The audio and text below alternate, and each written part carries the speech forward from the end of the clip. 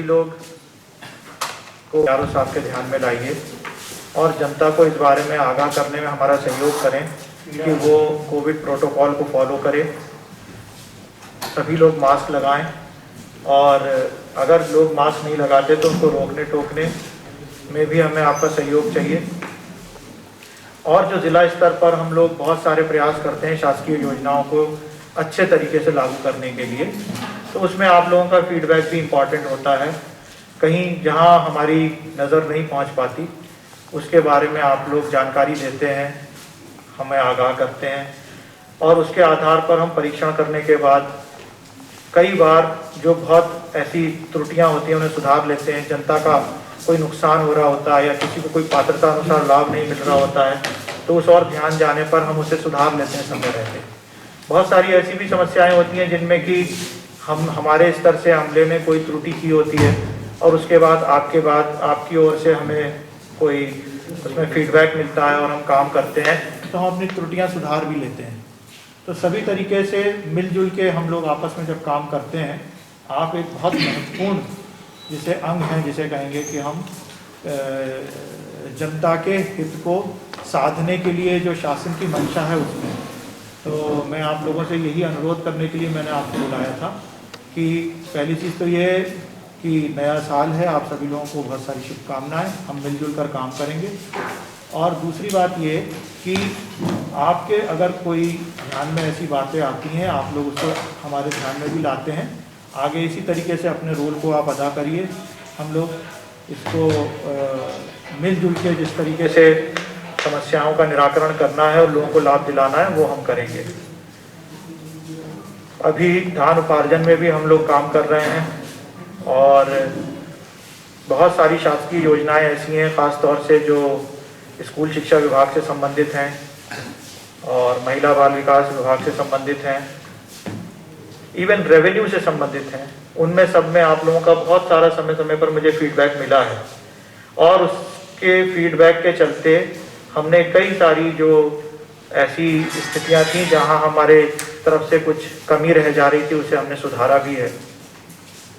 कल परसों ही हमें आपकी ओर से लगातार ये जानकारी मिली कि कुछ जो खरीदी केंद्र हैं वहाँ पर बारिश के हिसाब से तैयारी नहीं है और उससे पहले हम लोगों ने उनको आगाह भी किया था संबंधितों को, लेकिन अब उनकी जो भी समस्या रही होगी उसके आधार पर एक दो सेंटर्स में ये स्थिति पाई गई कि वो पूरी तरह से अपने खरीदे गए धान को सुरक्षित नहीं कर पाए। तो काफ़ी सारा हिस्सा उनका हो सकता है कि धान का कुछ भीग गया होगा, लेकिन ये है कि अब मौसम खुल गया है तो मुझे उम्मीद है कि वो जो थोड़ा बहुत धान भीगा होगा उसको ठीक करके वो फिर से जो है FAQ क्वालिटी के धान को जमा कर पाएंगे। वो अभी हमारे यहाँ पर जो धान का अब अंतिम चरण भी चल रहा है खरीदी का, तो उसमें ऐसी शिकायतें कि कोई बाहर का धान आ रहा है या कोई ऐसी जानकारी अगर आपके पास आए तो वो भी आप हमें कृपया बताइएगा, तो हम उस हिसाब से भी जो है अपना सुधार कार्य और तत्काल जो भी निर्णय लेकर कार्रवाई करनी होगी वो हम करेंगे। अभी तक तो ऐसी कोई शिकायत मेरे संज्ञान में नहीं आई है, ना ही मुझे आप लोगों से कोई इस प्रकार का फीडबैक मिला है, तो ये भी इम्पॉर्टेंट है। और जो हमारी शासन की विभिन्न योजनाएं हैं, ख़ास तौर से गरीब लोगों के संबंध में जो योजनाएं हैं, तो उनमें भी अगर कोई किसी का प्रधानमंत्री आवास का मामला है या किसी की मृत्यु हो गई है और उसको पात्रता अनुसार सहायता मिलने का मामला है या और इस प्रकार की छोटी छोटी चीज़ें होती हैं, वो मैं अपने स्तर से देखूं तो ये एक कई तरीके की समस्याओं में से एक समस्या है, लेकिन जो संबंधित व्यक्ति जिसकी वो व्यक्तिगत समस्या है उसके लिए वो बहुत बड़ी होती है। तो मैं प्रयास यही करता हूं कि मैं उस तरीके से सोच पाऊं कि जो व्यक्ति समस्या लेकर आया या जिसकी समस्या आप लोगों की ओर से मेरे पास आई है वो उसके लिए बहुत मायने रखती है, तो उसकी जो भी संभव मदद हो सके वो हम करें। तो इसी में आप लोगों का सहयोग भी चाहिए है और आप लोगों का जो नव वर्ष में अभी आपकी ओर से कोई फीडबैक हो या आप कुछ चीज़ें शेयर करना चाहें तो वो भी मैं सुनना चाहूँगा। धन्यवाद। ऐसे लोगों के मामले में हम लोग को ये अधिकार था कि हम उनके लिए अनुरोध करके दो लोगों के मामले में प्रतिदिन मैसेज भेज पाते थे, अनुरोध करते थे, फिर उनको दूसरा मैसेज मिल जाता था। लेकिन आज से राज्य शासन स्तर पर वो जो पोर्टल है जिसमें हमारा अनुरोध जाता था और मैसेज जारी होता था, उस पोर्टल को आज बंद कर दिया है। हो सकता है कि अस्थायी रूप से बंद हुआ हो 2-4 दिन के लिए, उसको हम समझ रहे हैं और वहाँ से क्या निर्देश आएंगे उसके बारे में भी हम फॉलो अप कर रहे हैं। तो मुझे इस बात का विश्वास है कि शायद 2-3 दिन बाद फिर से जो लोग रह गए हैं उनका हम पूरी लिस्ट बना के जब भेजेंगे तो उसके संबंध में कोई ना कोई इसमें रास्ता निकलेगा और उन लोगों की धान भी खरीदी जाएगी। तो हमारा जो ITI है वहाँ पर वो रिपोर्ट करता है और उसके बाद वहाँ पर फिर उसको दोबारा से अगर कोई कमी है तो उसमें उस ट्रेनिंग की कमी के मामले में या और कोई अतिरिक्त ट्रेनिंग वो लेना चाहता है तो उसके लिए भी हम लोग उसको फॉलो अप करके मदद कराते हैं। फिर उसके बाद अगले रोजगार मेले में फिर से उसकी मदद करते हैं। ये होता है कंपनी में जाने वालों के लिए। और जो लोग कंपनी में ना जाकर स्वरोजगार करते हैं तो उनको तो ऋण स्वीकृत हो जाता है, उनके पास पूरी अपनी स्वतंत्रता होती है कि वो उस ऋण के आधार पर स्वरोजगार स्थापित करें और उस अनुसार वो कार्रवाई करते हैं। हमारे जो ये रोजगार मेले में जाने वाले लोग हैं उससे बहुत ज्यादा संख्या में लोग ऐसे हैं जिनको हम स्वरोजगार के लिए सहायता कर रहे हैं। सर 15 से 18 वर्ष वालों को तो वैक्सीन लग रही है जी। मैं सर जो LKG से लेकर 8वीं तक के बच्चे हैं उनकी क्लासों का क्या होगा सर? वो भी कंटिन्यूटी में हो जब खतरा इतना ज़्यादा है। तीसरी लहर के बाद बच्चों PDP के बच्चों पे सबसे ज़्यादा खतरा आएगा। सर अभी फंक्शनल हैं पहली से लेकर 8वीं तक की स्कूल, शासन स्तर से भी शायद अभी कोई निर्देश नहीं आया है, लेकिन सर क्या आप अपने स्तर पे कुछ डिसीजन करेंगे? इस साल बच्चों को जो शीतलहर में छुट्टियां मिलती थी वो भी नहीं मिली है। नहीं मिली है, वो बच्चों को मिली है जी। मतलब 9वीं 10वीं 11वीं 12वीं को नहीं मिली जी, लेकिन छोटे बच्चों को तो मिली। तो छोटे बच्चों पे सर क्या डिसीजन ले रहे हैं आप? देखिए छोटे बच्चों के संदर्भ में ये है कि अभी भी ये चीज पूरी तरह से क्लियर है कि अगर उनके अभिभावक उन्हें नहीं भेजना चाहते और उनकी ऑनलाइन क्लासेज ही करना चाहते हैं तो उसका स्कोप उनके लिए है। उनके लिए ये कहा गया है कि एट द मोस्ट 50% जो बच्चों की संख्या है उसी को क्लास में बुलाया जाए, मतलब अल्टरनेटली बुलाया जाए, और उससे भी कम आते हैं तो कोई दिक्कत नहीं है। अब स्वेच्छा से अगर कोई नहीं आना चाहते तो उसको बाध्य नहीं किया जा रहा है कि आप ऑनलाइन के बजाय ऑफलाइन क्लास में आओ ही, ऐसा कुछ नहीं। तो अपनी अपनी सुविधा अनुसार और अपने विवेक के हिसाब से पेरेंट्स का जो इच्छा है उसके हिसाब से वो अपने बच्चों को स्कूल में भेज रहे हैं। लेकिन चूंकि छोटे बच्चे सर LKG की भी क्लासें लग रही हैं जबकि उनका कोई वो नहीं है, कितनी आदमी को 15 दिन महीने भर वेट करना चाहिए कि देख लें, उसके बाद स्थिति समझ में आए तो उनको भेजना चाहिए। आपका कहना सही है। और आज से अगर हम 1 महीने पहले की स्थिति में देखें तो उनका स्कूल पहुंच जाने में कोई हर्जा नहीं था। जी जी जी। लेकिन पिछले 1 महीने में जबकि नए केसेस देखने को मिल रहे हैं तो इस संबंध में आज माननीय मुख्यमंत्री जी को भी कई लोगों ने सुझाव दिया था स्कूल के बच्चों के लिए। तो उनका कहना यह था कि प्रदेश भर में स्कूल के बच्चों के मामले में 1-2 दिन में और जैसी स्थिति दिखती है उसके आधार पर अवश्य निर्णय लिया जाएगा। तो ये प्रदेश स्तर पर जब माननीय मुख्यमंत्री जी निर्णय लेने की बात कह रहे हैं तो अभी हमको उनके निर्णय का इंतजार करना चाहिए। बूस्टर डोज लगाने के लिए सर 60 वर्ष से ऊपर वालों के लिए आया, तो यहाँ कब से शुरुआत होगी? हमारे यहाँ से हो गई, हाँ हो चुकी आज से। जो लोग लगवाना चाहते थे उनको वहाँ पहुँच के अपना रजिस्ट्रेशन करा के लगवाने के लिए कहा गया था और लगे भी हैं लोगों को। उसमें कुछ है कि डॉक्टर एडवाइस करेंगे? डॉक्टर की एडवाइस इसलिए कि आप देखिए ये ऐसा नहीं है कि सबके लिए कंपलसरी, तो जिन लोगों को लगवाना है और जो लगवाना चाहते हैं वो अपने डॉक्टर की एडवाइस ले लें, ये उनके हित में है इसलिए ऐसा कहा गया। तो आप नहीं अगर समझते कि मेरे को डॉक्टर की एडवाइस की जरूरत है और जाके लगवाना चाहेंगे तो भी लग जाएगा, लेकिन ये मतलब ये एक प्रिकॉशन के तौर पे, एहतियात के तौर पे ये कहा गया है कि भाई आपके क्योंकि आप 60 साल से ज्यादा की आयु के हैं, आपको अन्य कोई कॉम्प्लिकेशंस भी हो सकते हैं, कोमॉर्बिडिटी भी हो सकती है, तो अपने डॉक्टर की राय ले लें और उसके बाद लगवा लें। वैसे 2 डोज लगवाने के बाद तीसरा डोज लगवाने में मतलब कोई ज्यादा बड़ी समस्या ऐसे नजर आती नहीं है। तो जो लोग सीधे भी जाके लगवाना चाहेंगे वो लगवा सकते हैं, कोई डॉक्टर की राय का पर्चा नहीं मांग रहा वहाँ पर। सर विदेश से आने वाले लोगों के लिए पिछली बार जब दूसरी लहर का वक्त था उस समय अंतिम दौर में उनको ढूंढा जा रहा था, ये लोग आ गए वो, तो अभी से क्या उनका डेटा कहीं ना कहीं बनाया जा रहा है या? जो विदेश से लोग आ रहे हैं उनका डेटा, वो लोग बाहर से जब भी आते हैं तो वो एयरपोर्ट पर उतरते हैं सामान्यतः, तो किसी न किसी एयरपोर्ट पे जहाँ उतरते हैं वहीं उनका पूरा रिकॉर्ड तैयार हो जाता है और कहाँ जा रहे हैं, क्या हो रहा है, उसके हिसाब से उसकी पूरी इंफॉर्मेशन भी शेयर की जाती है। तो वो अभी चल रही है कार्रवाई। तो क्या और हमारा क्योंकि कोई सीधा किसी एयरपोर्ट से रिलेशन नहीं है तो हमारे पास अभी तक कोई पिछले 1 महीने में ऐसी कोई इंफॉर्मेशन नहीं आई कि सीधी में कोई विदेश से लोग आए। सर ओमिक्रॉन को लेकर क्या कहेंगे आपकी, मतलब क्या सीधी में जितने अभी सैंपलिंग हो रही है तो क्या आप लोग उसके लिए भी सैंपलिंग करा रहे हैं या भेज रहे हैं क्या? जी हाँ, इसमें क्या है कि जितने लोगों का भी हम लोग सैंपल भेज रहे हैं उसमें से जो पॉजिटिव आए, हमारे यहाँ 7 लोग आए, जी तो उनके मामले में जीनोम सीक्वेंसिंग हो रही है जी और उसके आधार पर वो निर्णय लेकर चेक करके ये बताएंगे कि ये ओमिक्रॉन है कि नहीं। अभी तक हमें ओमिक्रॉन के संदर्भ में इन 7 केसों में जानकारी नहीं दी गई है। सामान्य जो अपने यहाँ का डेल्टा वेरिएंट है वही है, क्योंकि जैसे ही कोई ओमिक्रॉन की स्थिति आई, जो अभी यहाँ पर केसेस हो रहे हैं बहुत सारे इंदौर में, भोपाल में, जबलपुर में, है ना, वो सब भी डेल्टा वेरिएंट ही है।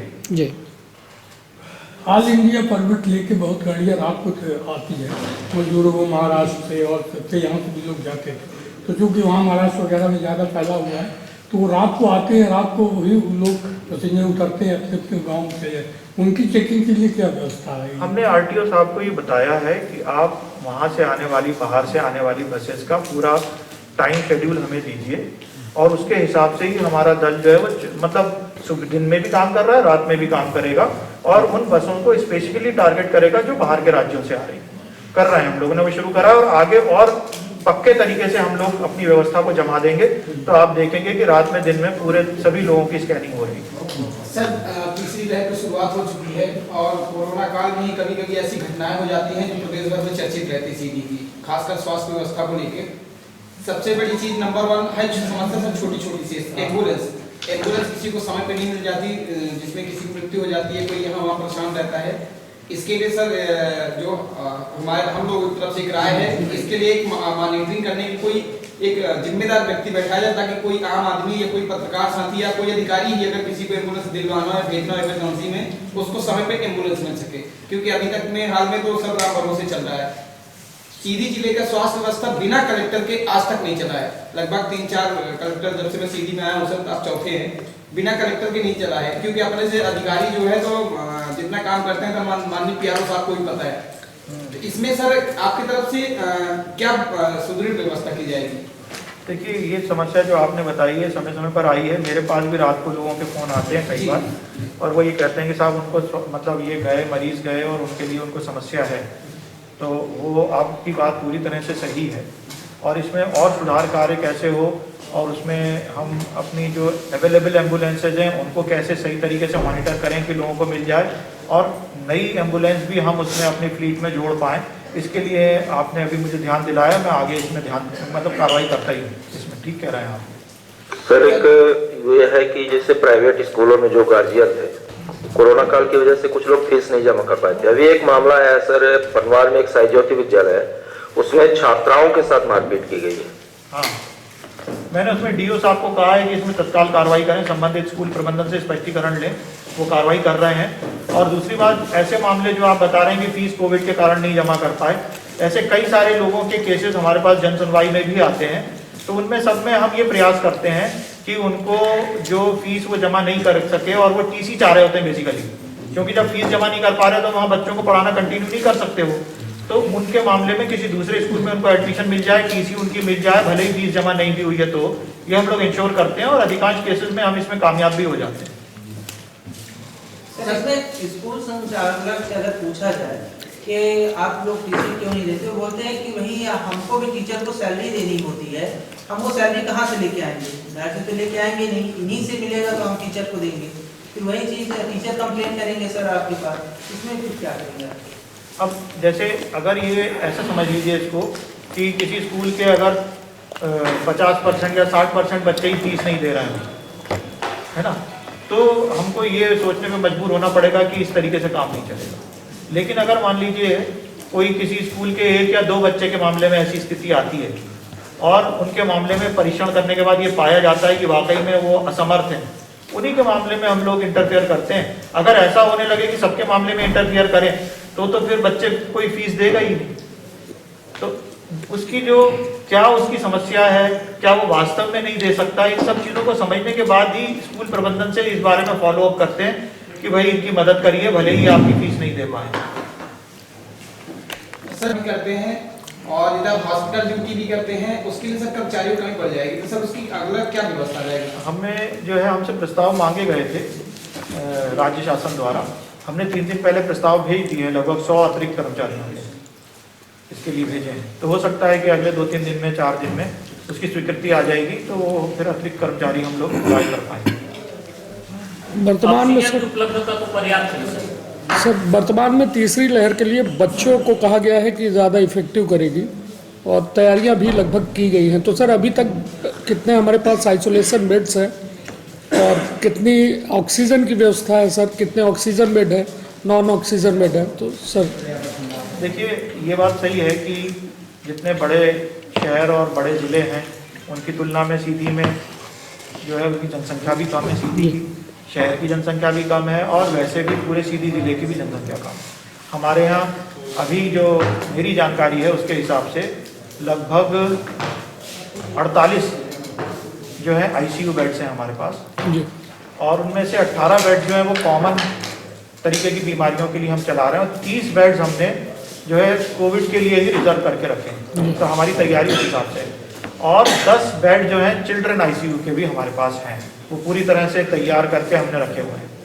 तो अगर ऐसी स्थिति है कि 2, 4, 5 बच्चों को ज़रूरत पड़ेगी, 10 बच्चों को ज़रूरत पड़ेगी, तो उतने के लिए हमारे पास पूरी व्यवस्था है।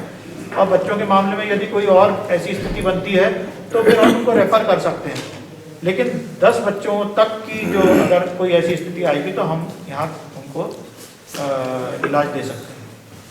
सर कोरोना की तीसरी लहर आ गई, लेकिन जिन एजेंसियों ने पिछली बार ऑक्सीजन सप्लाई किया था उनको आज तक पेमेंट नहीं मिला, उसके लिए अभी भी सर्वाइव कर रहे हैं। जी हाँ, आप सही कह रहे हैं। जिन लोगों ने सिलेंडर के माध्यम से हमें ऑक्सीजन दी थी उनके कई सारे बिल पेंडिंग होने की सूचना है मेरे पास भी।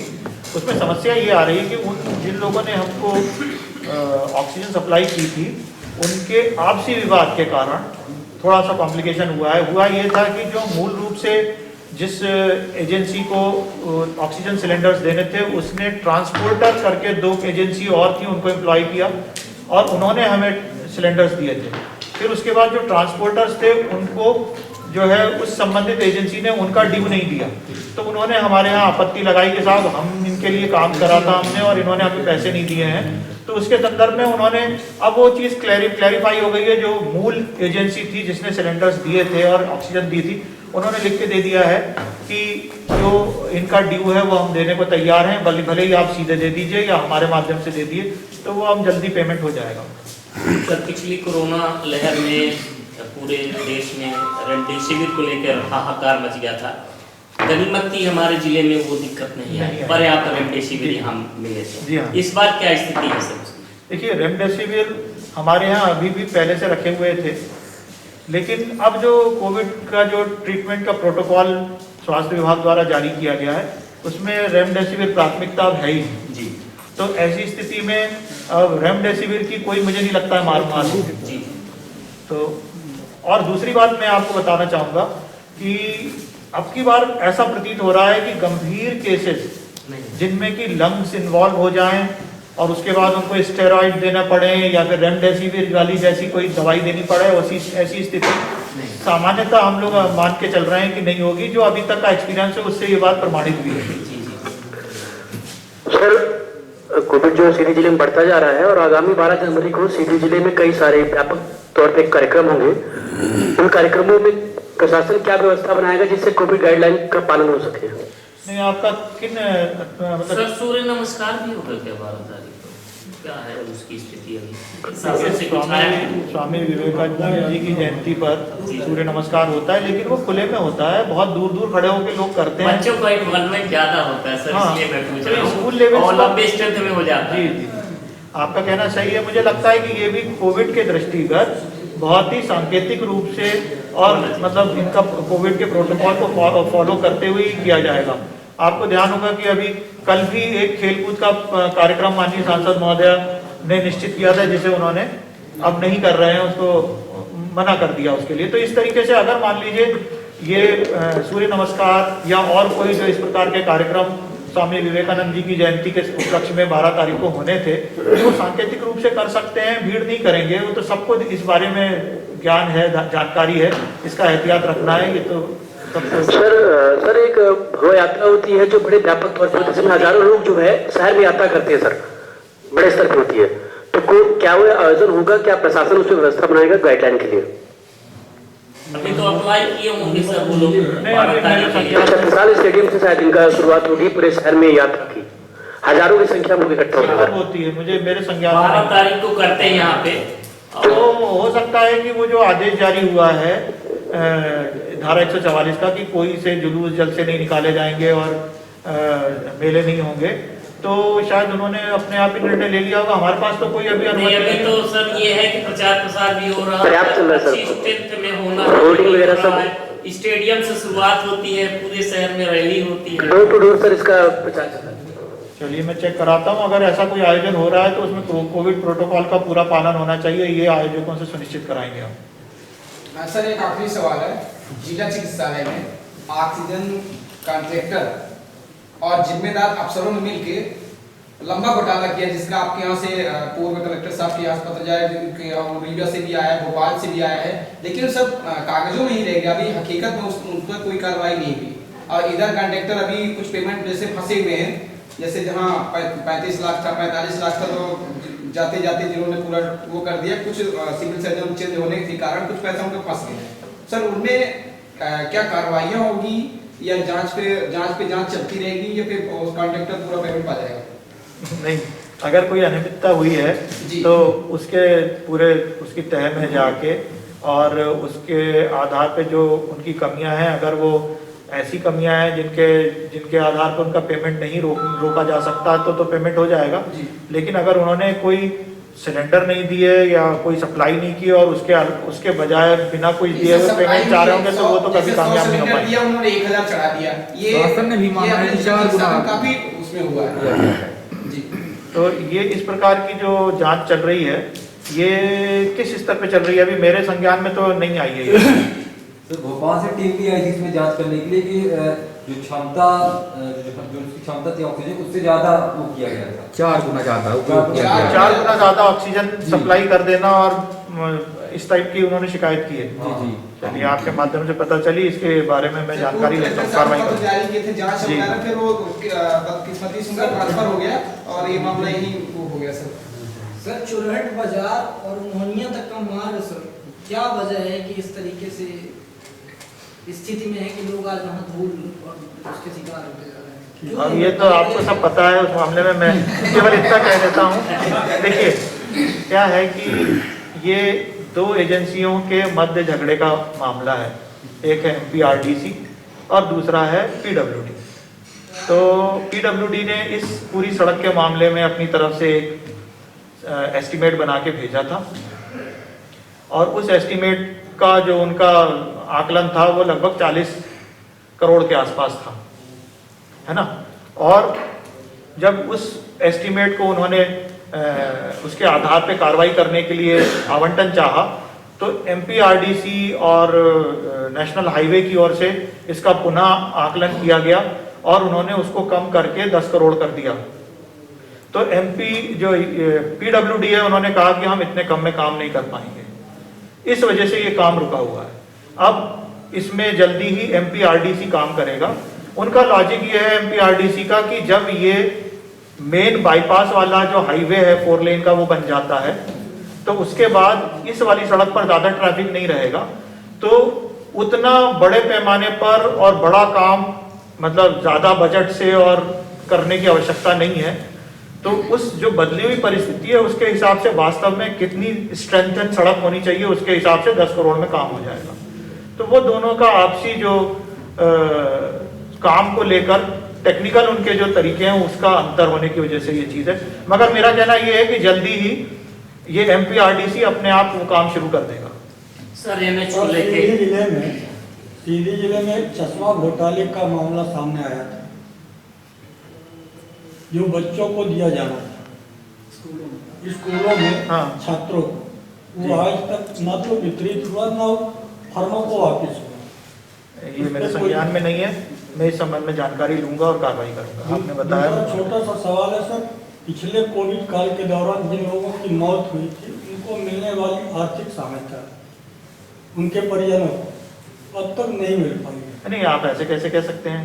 देखिए हमारे पास लगभग इस मामले में 2 तरीके। देखिए आप जानते हैं कि जिन्होंने अपने माता पिता दोनों को खो दिया, जी ऐसे जितने भी लोग आइडेंटिफाई हुए थे, उन लोगों को सबको जो है पीएम साहब की ओर से और मुख्यमंत्री जी की ओर से उनकी कोविड कल्याण जो योजना है बच्चों की, उनमें उनको लाभ मिल रहा है। तो जो पीएम साहब की जो योजना थी उसमें 5 लोगों को मिल रहा है, और जो सीएम साहब की जो योजना है उसमें 16 लोगों को लाभ मिल रहा है। इसके अलावा ऐसे बहुत सारे बच्चे हैं जिन्होंने कि अपने अभी माता पिता में से एक को खोया। उन लोगों के लिए हमने ऐसे लगभग 43 बच्चे पाए थे। उनके मामले में जो नाबालिग और छोटे बच्चे हैं, बड़े लोगों में तो हो सकता है कि ऐसे भी हों, तो उनके लिए हमने मतलब स्पॉन्सरशिप योजना जो है शासन की, उसके अंतर्गत मैंने प्रयास किया। तो उनको अल्ट्राटेक जो हमारा ये बगवार में प्लांट है, उनके CSR मद से उनको मदद दिलवाने के लिए हमने उनसे सहमति ली है। तो वो 1 साल 1.5 साल के लिए अभी के लिए उन्होंने कराया, फिर उसको आगे कंटिन्यू करेंगे। तो वो कार्रवाई हमने की है। ये हो गया मामला उन बच्चों का जिन्होंने अपने अभिभावकों को खोया है। अब मुद्दा आता है कि वो लोग जिन्होंने मतलब छोटे बच्चे तो नहीं है, लेकिन परिवार का कोई सदस्य कोविड से जो है वो उसकी मृत्यु हो गई और वो उसमें लाभ नहीं मिला उनको, तो वो कोविड कल्याण योजना शुरू हुई है ना शासन की, जो इसमें बल्कि कोविड ग्रेच्युटी स्कीम है सरकार की। उसमें हर ऐसा व्यक्ति जिसको कि पहली लहर और दूसरी लहर में से कभी भी कोई किसी की डेथ हो गई है परिवार में, और उसको पूर्व में घोषित शासन की किसी योजनाएं कोविड को लेकर है, जैसे कोविड कल्याण योजना, कोविड योद्धा योजना, या फिर शासकीय कर्मचारियों के मामले में जो उनको और दूसरी योजनाओं में लाभ मिलता है, कोई शासकीय कर्मचारी कोविड से मृत्यु हो जाने के कारण, तो इन सभी योजना में अभी तक लाभ ना मिला हो तो उसे 50,000 की ग्रेच्युटी सहायता मिलेगी। और उसमें भी ऐसे मामलों में हमारे पास लगभग 55 या 53 के आसपास आवेदन आए थे, और उनमें से 33 लोगों को हमने मदद की है अभी तक 50,000 रुपए की। एक रेजवरिया का मामला है जो मेरे गांव का ही है। जी। नामकरण विश्वकर्मा पिता भगवान देव विश्वकर्मा बढ़ई है, रीवा में डेथ हुई थी और रामपुर से रेफर हुए थे। उनको अभी तक नहीं मिल पाई, इस कारण से अच्छा, आपने पूछा, अच्छा किया। अगर वो पात्र हैं तो उन्हें सहायता मिलेगी। उन्होंने आवेदन जमा किया है, आवेदन जमा किया, यहाँ से पास भी है उसके बच्चों के अनुसार।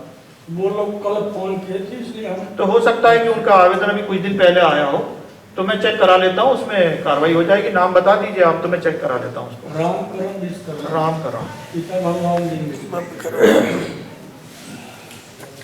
जो धान कोविड के भेजने का मामला था सर, तो भ्रमण किया था, उसकी फोटो मैंने भेजा था जी। ज़्यादातर केंद्रों में मैं भरतपुर से शुरू किया था, तो भरतपुर, बहवार, कुड़िया और फिर चुराट और अमरवार, सभी केंद्रों में ये स्थिति थी कि कोई भी उनको सुरक्षित करने का नहीं किया, जबकि आपकी तरफ से आदेशित निर्देशित भी किया गया था और पर्याप्त मात्रा में बजट भी उन लोगों को उपलब्ध कराया। सही है, सही कह रहे हैं। पन्नियाँ तक नहीं खरीदी गई। आप सही कह रहे हैं।